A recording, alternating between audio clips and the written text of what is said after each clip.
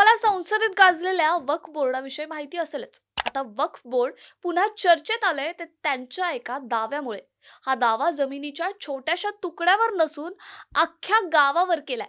नेमकं काय प्रकरण पाहूयात. तळेगाव हे लातूर जिल्ह्यातलं एक छोटंसं गाव आहे. इथल्या 103 शेतकऱ्यांच्या तब्बल 300 एकर जमिनीवर महाराष्ट्र वक्फ बोर्ड दावा करते. या शेतकऱ्यांना नोटीस बजावण्यात आल्यात. त्यामुळे गावात मोठी खळबळ उडाली आणि भीतीचं देखील वातावरण आहे. वक्फ बोर्डाचा दावा गावातले 150 कुटुंबावर थेट परिणाम करतोय. बहुतांश शेतकरी अल्पभूधारक आहेत आणि शेती आणि मोलमजुरी करून ते आपलं कुटुंब चालवतात.